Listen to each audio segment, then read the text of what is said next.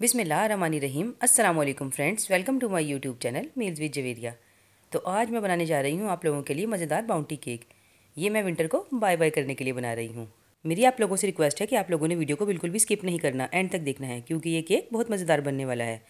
और इसी केक के लेफ्ट ओवर से बनाऊँगी मैं आप लोगों के लिए मज़ेदार बाउंटी बार्स। ये बाज़ार से बहुत ही बेहतर और ज़्यादा मज़ेदार बनने वाली हैं। तो चलिए चलते हैं रेसिपी की तरफ। इस रेसिपी को स्टार्ट करने के लिए मैंने लिए हैं अंडे 3 अदद, ऑल पर्पज़ फ्लोर 80 ग्राम, शुगर इसमें जाएगी आइसिंग शुगर 100 ग्राम, बेकिंग पाउडर 1 टीस्पून, ऑयल इसमें जाएगा तकरीबन 3 tablespoon, 30 ml, chocolate essence 1 teaspoon. अगर आपके पास हो तो आप डाल दीजिए, वरना स्किप कर दीजिए। मेरे पास था इसलिए मैं डाल रही हूँ। दूध इसमें जाएगा 80 ml, कोको पाउडर इसमें जाएगा 20 ग्राम। टेबलस्पून में ये 2 टेबलस्पून बनता है। तो चलिए चलते हैं रेसिपी की तरफ। सबसे पहले ये बाउल ले लेंगे और इसमें 3 अंडे इस तरीके से ऐड कर देंगे 1 बाय 1 चेक करके। अब मैं इसमें ये 1 पिंच के करीब सॉल्ट ऐड कर दूंगी और साथ ही मैं इसमें ये शुगर ऐड कर दूंगी। अब मैं इसे मिक्सर की मदद से अच्छे तरीके से मिक्स कर लूँगी। मैं इसे इस वक्त तक मिक्स करूँगी जब तक कि ये फ्लफ़ी पेस्ट तैयार ना हो जाए।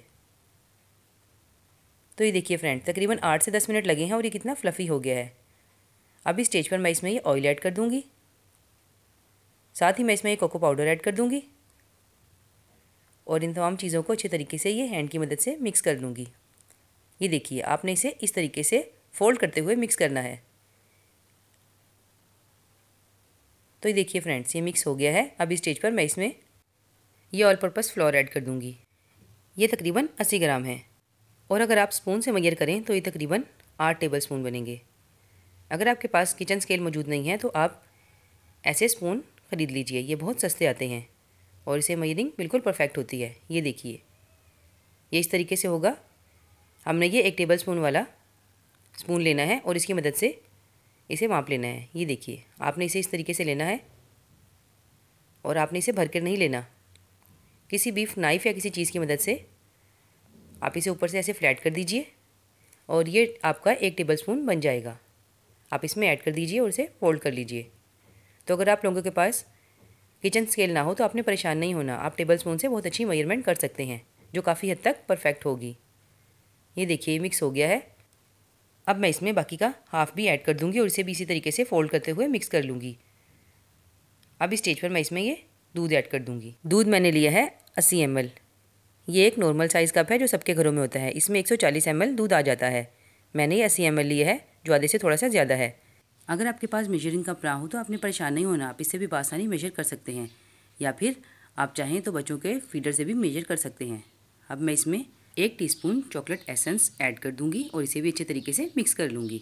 लास्ट में मैं इसमें ये बेकिंग पाउडर ऐड करूँगी और इसे भी फोल्ड करते हुए मिक्स कर लूँगी। इसकी मिक्सिंग जितनी अच्छी होगी इतना ही अच्छा तैयार होगा।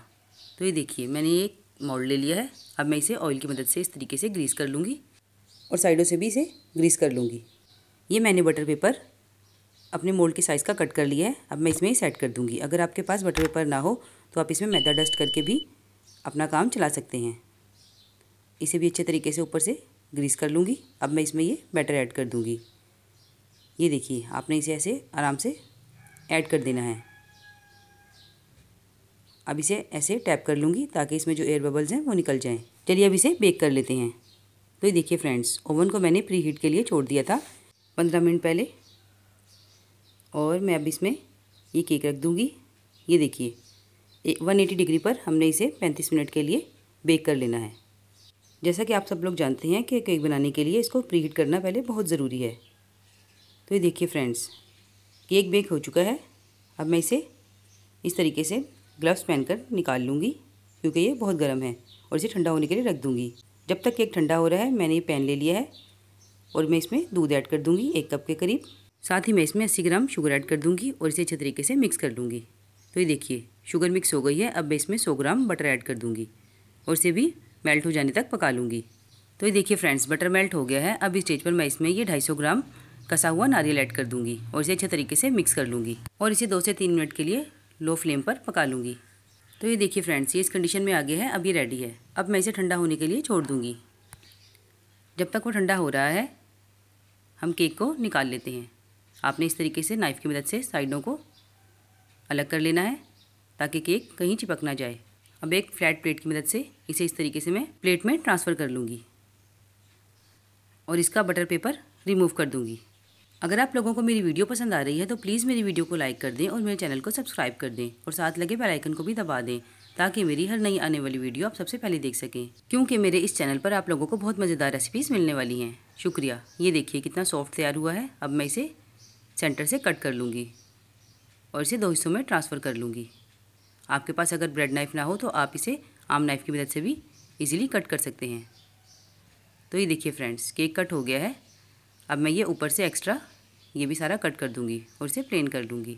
अब मैं इसकी एक लेयर उठाऊँगी और इसे इस मोल्ड में ऐसे सेट कर दूँगी। और ये मैंने दूध लिया है और इसके अंदर चीनी मिक्स कर ली है। ऐसे इस तरीके से इसको अच्छे तरीके से सोक कर लेंगे। आप चाहें तो इसे शुगर सिरप की मदद से भी सोक कर सकते हैं, मगर दूध से इसका टेस्ट ज़्यादा बढ़ जाएगा। ये देखिए, अब आपने इसे फिंगर की मदद से चेक करना है। जब ये प्रेस करने से फील होने लगे तो समझे ये रेडी हो गया है। अब मैं इसमें ये कोकोनट का मिक्सचर जो मैंने तैयार किया था और ठंडा होने के लिए रख दिया था, अब मैं इसे ऐड कर लूँगी और इसे अच्छे तरीके से प्रेस करते हुए इसकी एक मोटी सी लेयर लगा लूँगी। ये देखिए ये कितने अच्छे तरीके से इसमें सेट हो गया है। अब मैं इसमें ये केक की सेकंड लेयर ऐड करूँगी और इसे भी दूध की मदद से अच्छे तरीके से सोक कर दूँगी। ये बहुत इंपॉर्टेंट स्टेप है, आप लोगों ने इसे मिस नहीं करना, इसी से केक बहुत सॉफ्ट बनता है। अब मैं इसे 4 घंटे के लिए फ्रिज में सेट होने के लिए रख दूँगी। तो फ्रेंड्स, केक को रखे हुए 4 घंटे होने वाले हैं। अब इस स्टेज पर हम इसका गनाश तैयार कर लेते हैं। ये डबल बॉयलर प्रोसेस के थ्रू तैयार होगा, आपने इसे डायरेक्ट चूल्हे पर नहीं रखना। सबसे पहले मैं इसमें दूध ऐड कर दूँगी 1 कप के करीब और इसमें 250 ग्राम कुकिंग चॉकलेट ऐड कर दूँगी और इसे अच्छे तरीके से मेल्ट करके उस वक्त तक पकाऊंगी जब तक कि ये गाढ़ा सा गनाश तैयार ना हो जाए। तो फ्रेंड्स, ये देखिए ये गनाश तैयार करते हुए मेरा ये स्पैचुला टूट गया है और मेरा नुकसान हो गया है। कोई बात नहीं, हम इसी से काम चला लेंगे क्योंकि मेरे पास फ़िलहाल दूसरा नहीं है और इसी से मिक्सिंग ज़्यादा अच्छी होती है। तो फ्रेंड्स, ये गनाश रेडी हो गया है। अब हम इसे ठंडा होने के लिए छोड़ देते हैं, तब तक हम अपना केक निकाल लेते हैं। तो ये देखिए फ्रेंड्स, 4 घंटे हो चुके हैं। अब मैं इसे इस तरीके से प्रेस करते हुए प्लेट में ट्रांसफ़र कर लूँगी। आपने इसे इस तरीके से हल्के हाथ से निकालना है क्योंकि कोकोनट ये देखिए हल्का हल्का निकल रहा है। तो ये देखिए फ्रेंड्स, माशाल्लाह से किस कदर अच्छे तरीके से सेट हो गया है। अभी चॉकलेट ठंडी हो गई है।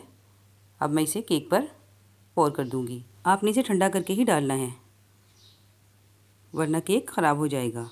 ये देखिए, आपने इसे इस तरीके से पहले थोड़ा सा डालना है और इस टूटे हुए स्पैचुला की मदद से सेट कर लेना है। अब मैं इसे थोड़ा सा और डालूँगी ताकि ये बहकर साइडों में आ जाए और हम इसी से साइडें भी कवर कर लेंगे। ये देखिए इस तरीके से सारी साइडें हम कवर कर लेंगे और ये देखिए ये कितने अच्छे तरीके से कवर हो गया है। अब मैं इसे 10 मिनट के लिए फ्रिज में सेट होने के लिए रख दूँगी। केक बनाते हुए आपने बहुत पेशेंस से काम लेना है, तभी अच्छा केक तैयार होगा। तो ये देखिए 10 मिनट हो चुके हैं। अब मेरे पास ये चॉकलेट टॉपिंग है, मैं इससे केक की डेकोरेशन करूँगी। अगर आपके पास ये मौजूद ना हो तो आप इसी मेल्टेड चॉकलेट में थोड़ा सा कोको पाउडर ऐड कर लीजिए या फिर ब्राउन फूड कलर, ताकि इसका रंग थोड़ा सा गाढ़ा हो जाए और इसे इस तरीके से केक पर डिज़ाइन बना लीजिए। केक बनाने में काफ़ी टाइम लग जाता है, आप इसे जितना दिल से बनाएंगे ये उतना ही अच्छा और मज़ेदार तैयार होगा। अब मैं एक टूथपिक की मदद से इस पर डिज़ाइन बना लूँगी। ये डिज़ाइन बनाना बहुत ही आसान है, बस आपने टूथपिक को हर बार इस तरीके से फेरने के बाद साफ़ कर लेना है। एक दफ़ा एक साइड से और फिर दूसरी साइड से, और इस पर बहुत खूबसूरत सी डिज़ाइनिंग होती जाएगी। अब मैं इसे केक की साइड्स पर इस तरीके से हल्का हल्का प्रेस करते हुए ऐसे लगा लूँगी। आपने इसे साथ साथ हल्का हल्का प्रेस करते जाना है ताकि ये बहकर थोड़ा सा नीचे आ जाए और इस पर डिज़ाइन बन जाए। तो देखिए फ्रेंड्स, मैंने ये लगा लिया है। अब मैं 2 मिनट वेट करूँगी और ये देखिए ये कितने अच्छे तरीके से बहकर नीचे आ गया है और कितना खूबसूरत लग रहा है। अब हम इसके नेक्स्ट स्टेप की तरफ चलते हैं। ये मेरे पास चॉकलेट्स है, मैं इसे इस तरीके से साइड्स में एडजस्ट कर लूँगी। ये मेरे पास थी, मैं इसलिए लगा रही हूँ, आप चाहें तो ना भी लगाएं। आपके पास जो चीज़ें अवेलेबल हो आप उसी से बहुत अच्छी डेकोरेशन कर सकते हैं, ये आपकी अपनी इनोवेशन है। अब मैं इसे इस तरीके से कसे हुए नारियल से थोड़ा सा डेकोरेट कर लूँगी और इसे 6 घंटे के लिए फ्रिज में सेट होने के लिए रख दूँगी। फिर हमारा केक रेडी हो जाएगा। आप जब भी कोई केक बनाएं उसे कम से कम 6 घंटे के लिए सेट होने के लिए ज़रूर दें। मैं केक्स नॉर्मली रात में बनाती हूँ और फ्रिज में रख देती हूँ और ये सुबह तक रेडी हो जाता है। तो ये देखिए मेरे केक की फाइनल लुक, ये देखकर कोई नहीं कह सकता कि ये घर में तैयार हुआ है। अब मैं इसे फ्रिज में रख देती हूँ। तो ये देखिए फ्रेंड्स, 6 घंटे के बाद मैं आपको इसे कट करके दिखा देती हूँ। आप देख रहे होंगे ये कितना सॉफ्ट है और ये देखिए माशाल्लाह से किस कदर हसीन लग रहा है। मैं इसे प्लेट में ट्रांसफ़र कर लेती हूँ और ये देखिए अंदर से क्या खूबसूरत लुक है इसकी। अब मैं आपको इसकी सॉफ्टनेस दिखाती हूँ और ये देखिए बिल्कुल मक्खन की तरह टूट रहा है और माशाल्लाह से बहुत बहुत यमी बना है, लाजवाब। और इसकी रेसिपी बहुत ही आसान है। आप इस रेसिपी से बहुत आराम से घर पे ऐसा ही केक तैयार कर सकते हैं और अपनी फैमिली से दाद वसूल कर सकते हैं। अब मैं आपको इसके लेफ़्ट ओवर से बाउंटी बार्स बनाना बताऊंगी। तो ये मैंने पैन ले लिया है और ये बचा हुआ वही मटेरियल है। अब मैं इसमें थोड़ा सा दूध और ऐड करूँगी और जैसे ही दूध पकेगा मैं इसमें ये नारियल का मटेरियल जो बच गया था वो ऐड कर दूँगी, क्योंकि बाउंटी बार्स बनाने के लिए हमें इसे थोड़ा सा ज़्यादा सॉफ्ट करना होगा। तो ये देखिए ये कितने अच्छे तरीके से मिक्स हो गया है और मेरा टूटा हुआ स्पैचुला अभी भी मेरे काम आ रहा है। अब मैं इसे ठंडा होने के लिए 5 मिनट के लिए रख दूँगी। अभी हल्का हल्का ठंडा हो गया है, हाथ मेरे साफ़ हैं और मैं इसे हाथ में इस तरीके से लेकर हल्का हल्का प्रेस करते हुए इसको बार्स की शेप दे लूँगी। ये बाउंटी बार्स बहुत ही आराम से और जल्दी बन जाती हैं और बाज़ार से कहीं ज़्यादा मज़ेदार और बेहतर होती हैं। तो ये देखिए एक बार बनकर तैयार हो गई है। अब मैं इसी तरीके से बाकी की तमाम बार्स भी रेडी कर लूँगी।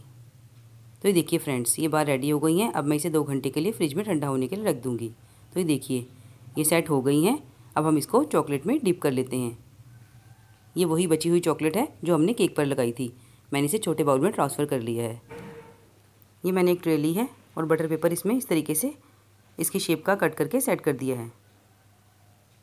अब हम इस तरीके से एक बार उठाएंगे और इसे चॉकलेट में डिप करके अच्छे तरीके से इस पर कोटिंग कर लेंगे। आपने ये कोटिंग बहुत एहतियात से करनी है, वरना ज़रा से मिस हैंडलिंग से ये टूट भी सकती है।